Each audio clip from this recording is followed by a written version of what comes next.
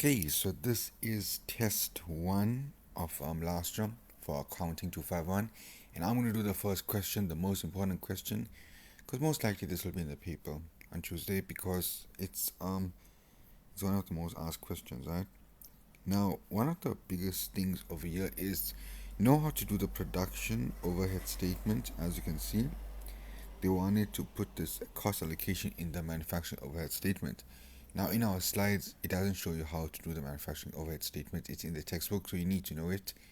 The cost allocation section is going to be tested if it comes out in a production cost statement way in which you must put your answers in. What you see over here is the production cost statement. As you can see now, it's just a way of displaying all your answers. It comes to the same answer. You do the same working as if you do like the method in the slides. So we're going to be doing this question now. This question does the which method is 1 second. I just want to see which method. I think it's called a replical or something. Oh, actually they use a direct method, yeah. Okay, so over here they use the direct method, but I'll also show you if you do the replical method or something. Yeah, I know there's three methods: direct, replical, and simultaneous. Most likely simultaneous, they won't test it in a production statement, right? They'll probably do it separately, but the most two common ones is direct and replical, right? Okay, so the first thing what you want to do over here is know what you're doing, right? So here's the thing, we got all these factory overheads here, right? All these factory overheads basically needs to be allocated to all these departments over here, right? Now, very important, right? Whether you're doing the direct method, whether you're doing the replical method, whether you're doing the simultaneous method, this whole section up to primary allocation will be the same. You will do it for all methods. Where it will differ, you might ask, over here, when you're allocating the service department's cost. So the reason why we have direct method or other methods is there's different ways of 1 second. There's different ways of taking these amounts over here and basically putting them into these departments, B and A. Because can you see C and D at the end of the year is 0, right? Or at the end of the period is 0. You're basically taking these from the primary allocation and splitting them somehow over here, depends which method you use. So all these cost over here goes over there. And you leave these departments closed off. Right? Can you see the bigger picture here, what we're working with? Now, you might ask why we're picking departments C and D. We're picking departments C and D because they're called service departments. So this is a service department, so it's actually very important we mark it over here. Service department, service department. This is a production department, this is a production department. Now, why is that important, I might ask? After you do your primary allocation, you have to allocate it using direct, replical, or simultaneous, right? You only take these amounts and you do it and split it in between those departments. You get it? We're basically closing off the service departments to these accounts using secondary allocation category. Like the secondary allocation. Right, you get it? That is the whole reason of this thing, what we're doing. Now, the reason why we're doing all this factory overheads is factory overheads are indirect costs. They can't directly be allocated to each product. So you're basically taking the manufacturing overheads, all these costs. See, all this cost, you can't directly link it to a product. So you're taking all this cost and just putting it in all the departments, right? Right, correct. So now, the first thing we need to do is create 1, 2, 3, 4, 5, 6, 7 columns. Now, obviously, it depends how many departments you have. If you have 3 departments, it'll just be 3 departments and not department D. But what you must know is this 1, 2, 3. There's 3 columns you'll always have: manufacturing overhead, allocation basis, and total, right? Then obviously you put how many columns you want for your department. So 3 columns. Number 1, manufacturing overhead. You can put your manufacturing overhead costs, same thing, allocation basis, and total. Now, Manufacturing overheads are all the cost. So all this cost they tell you here, you just put it over here. Copy and paste, right? Allocation basis. Now what is allocation basis? For example, the indirect cost, the total I got is 216,000 over here, right? For indirect material. 216,000, where's that? Oh, you add, see indirect material, labor and material. Department A, B, C, they give you, but you just total it up over there, you give 216,000. Now, they already given you all these amounts over here, each department. See over here like supervision, they just give supervision. They don't say, oh, supervision, department A is this amount, department B is this amount, like how they did over here, no. So, because of your indirect labor and material, they tell you where each department how much to put. The allocation will be given. So that's what we're doing over here. We do 216,000. We calculate all the total, and department A 64,000. We put it over there. Department B that. Department C that. Department D that. This is the most simplest, right? There, done. Maintenance to fact relating to department C. So if you just got a overhead cost that tells you where it's going, it tells you that listen, I want to go this direction. It's a car. It says it wants to go to Durban. So if it tells you maintenance cost relating to department C is this, it only goes to C. Can you see? So obviously you must put all the totals over here, but it must go to this department C only. All these departments are zero because it's telling you I want to go to that department. Your whole aim over here in the overhead cost is to take all these accounts, put it in all departments. That thing tells you want to go to that department, put it over there. If a child tells you he wants to walk over the cliff, let the child go over the cliff. Let him learn his lesson. Okay, he's probably dead. He'll learn his lesson in heaven. So that's what I'm trying to say, right? You have to make it go where it wants to go. If it doesn't have a parent like supervision over there, just doesn't have anything, you have to somehow allocate it using an allocation basis, which we're going to be doing just now. So this was given very simple how we did it. Now next, we put our next cost supervision, so you put supervision over there. Allocation is number of workers. Ho, how did we get that? Chill, bro. We need to chill. We need to ask ourselves, supervision, right? What is the cost driver? But Yasin, what does cost driver mean? Shh. Cost driver basically means what makes the cost of supervision go up if you increase that cost driver. Now, where do I find all those cost drivers, all that stuff I'm talking about, allocation basis? Scroll down. Over here, our estimation and available information is as follows. So all this here you'll use for your allocation basis. See all this over here, service done by work centers for other departments. You ignore this until you get to secondary allocation. As soon as you see this table and tell you service done by other centers, ignore that. You're not going to use it here in primary allocation. You see how it's split up. This only uses secondary allocation, right? So now we're only looking over here. Supervision. What category over here best describes the cost driver for supervision? Would it be area in meters? It could be, but it's not that good. Number of workers. Ho. Think about it. If you have 2 workers in supervision versus 10 workers in supervision, it'll drive the cost up. That's called a cost driver. So number of workers, I mean, it's simple. You got an employee, supervision is an employee, so number of workers is best cost driver. So we go to allocation basis. So number of workers, we put the total amount which they gave you, 72,000. But now we have to split. So can you see how we split all these between all the departments? Now this is where it gets interesting. Because you chose number of workers to be your allocation basis, your 72,000 over here needs to be split into these 4 departments by using this. So all you do is this, right? I want you to calculate what's this plus this plus this plus this. 12 plus 10 is 22. 22 plus 8 is 30. 30 plus 20 is 50.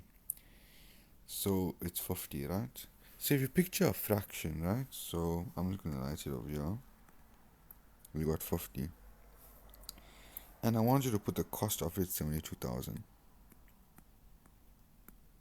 You made your fraction.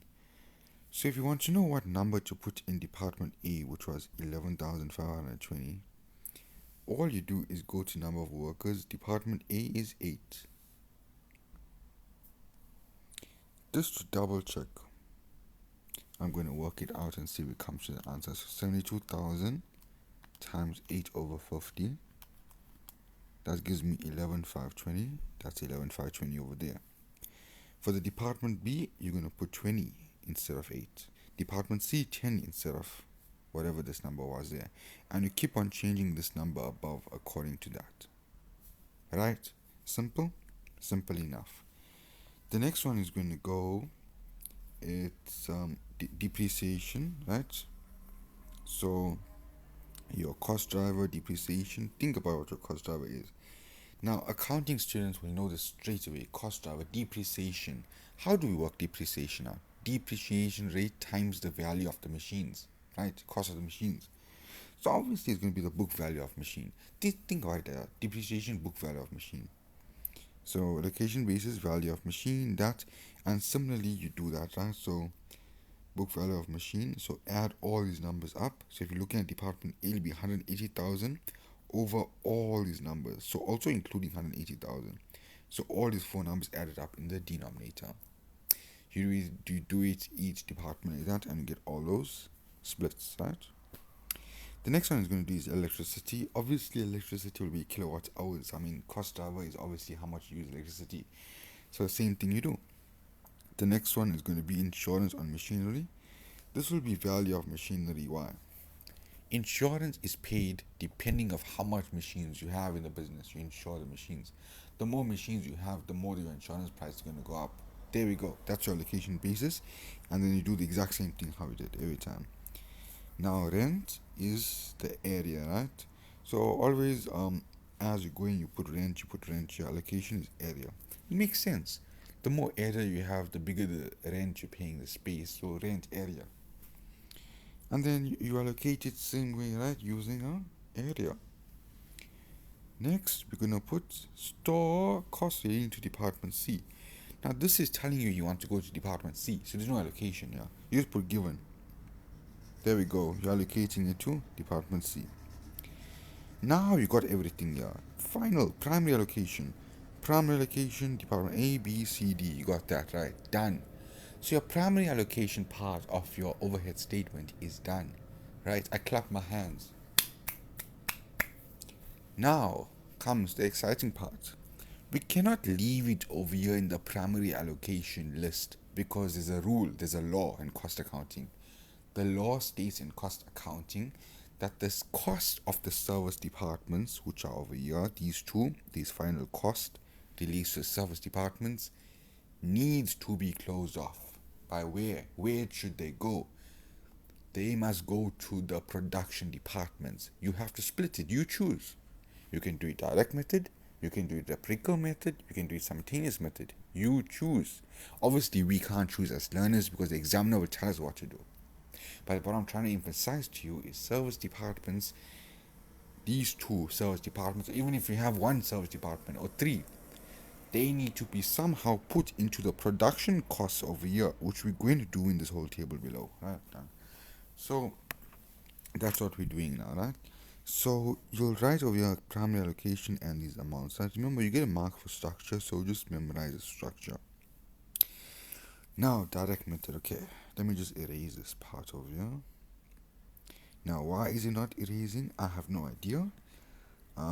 I genuinely have no idea. Like this is a malfunction of technology of this era. Anyway, let's deal with it. So, it came out. Nice.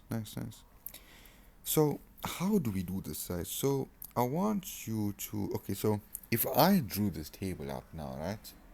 I wouldn't split it into separate tables. Wait, do they want? Let me read the question if they wanted to do that. Show the primary as well as secondary allocation.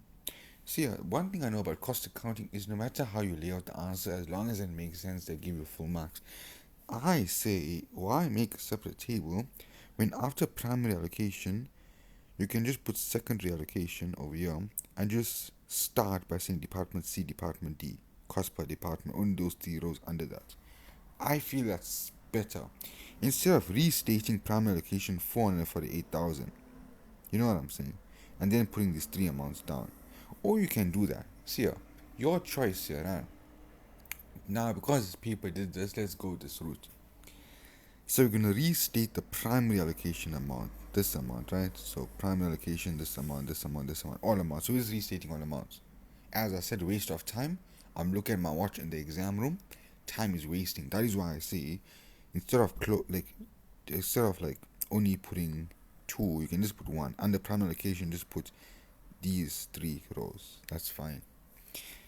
Now, when I'm done with my primary allocation again, right? Now, this is where it gets interesting. Now, this is where the real thing happens, right? We need to do it the direct method. Now, remember, you have to read, right? They tell you over here very explicitly, lay direct method where they service departments, direct method. There we go, direct method, service department. As soon as you see that, you know in your secondary location you'll do it, right? Okay. Now, right. So see these amounts over here, right? Department C, Department D.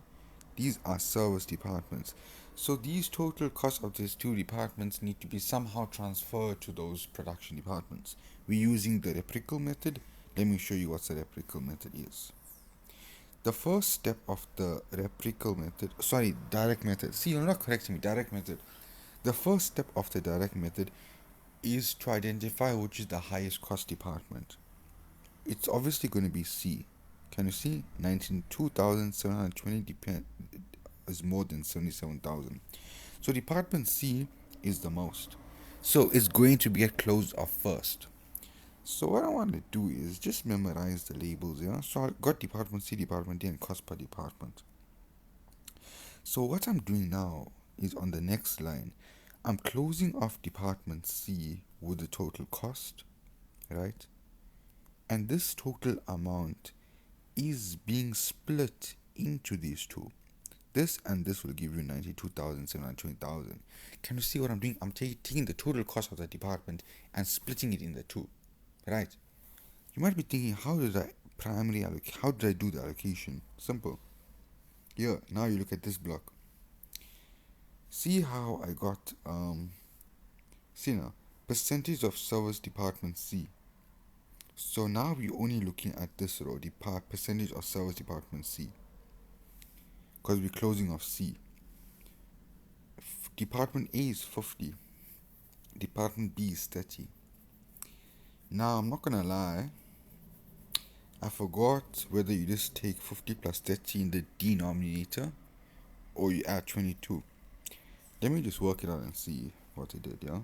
92,720 times. I think what they did in direct method.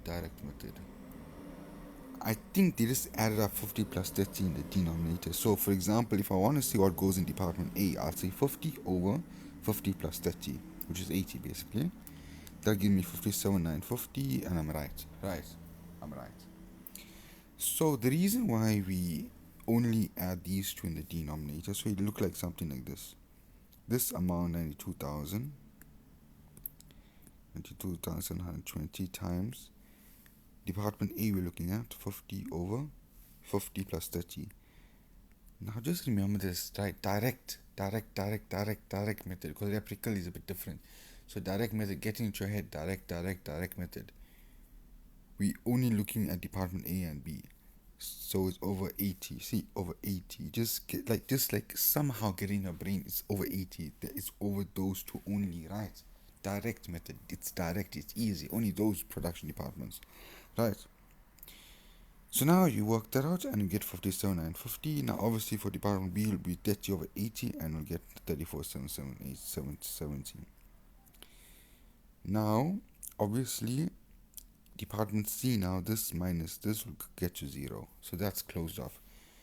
Over here also, you have to take this and close it off. When this is closed off, you need to split the amounts using this row.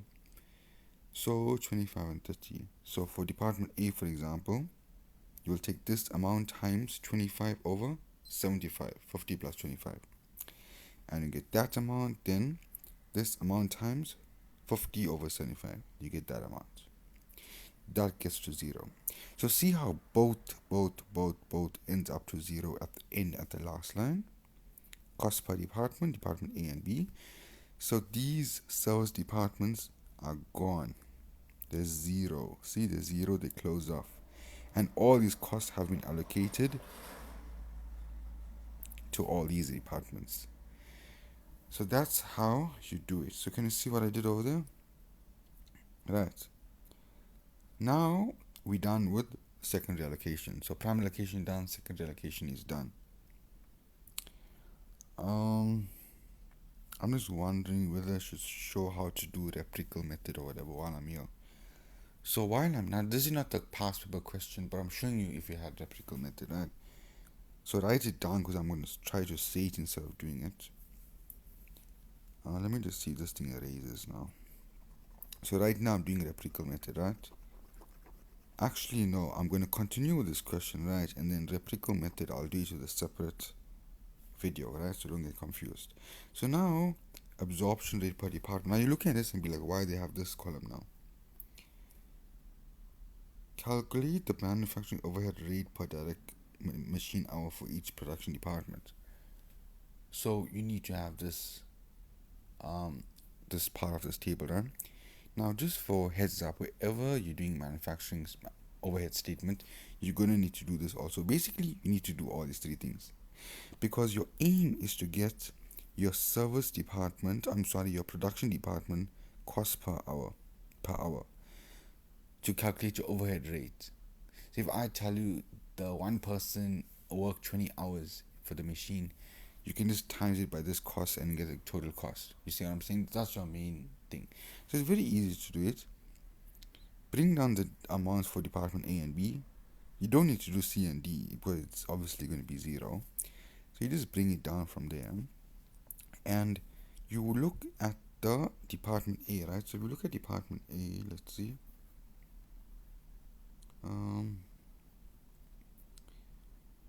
Okay, it's department A. Now, you look at machine hours and what's it? Direct labor hours. Yes, direct labor hours. Now, in this case, there is no direct labor hours, but there'll be sometimes direct labor hours below it, right? You pick the one that's most greatest, right? If they don't tell you which one they want, machine hours or labor hours, you have to pick either the one that's greatest. So if department A was this 4577, but labor hours was 6,000, you must pick 6,000. You must pick labor hours for to be this rate. That's only if they don't tell you. But in this question over here, they're explicitly saying per direct machine hour, right? But if they don't tell you that, then you have to pick it yourself for which one is the greatest, either direct labor or machine hour. But here you're already doing machine hour. So machine hour for department A is 4577. There we go. For department B is this. So take this divided by this divided by this, you get this and this. And there we go, that's your rate. Literally, that's your rate. You'll actually use this now to calculate your answer for the next question. So there we go, full marks there. Let's see. There we go, full mark for number 1. So you see, not bad. So number 2 now, calculate the total manufacturing overheads. So see, this is the reason why we need all this, to get those rates. Literally, the end result you wanted is this rates. These rates are so important. You made all this table just to get the rates. Now, how do you do this? Okay, simple, right? Department rates per machine hour. So I need the machine hours, then I'll just times it by this amount and I get the answer. Oh, very simple, they made it. Manufacturing overheads per unit, department A is 10 hours. So for department A, I'll just say 10 hours times my rate, 44.34. It gives me an answer. That's my cost for the overhead for department A. There we go. 443.40. Department B, same thing, but that's times 20 machine hours they work for. And that's that. Put it together, that's 1,180. Remember, all this you're doing is per unit for one Roz's X machine, or product. And there we go, done. And that's this question. Now in the next video I'll just show the replicable method basically.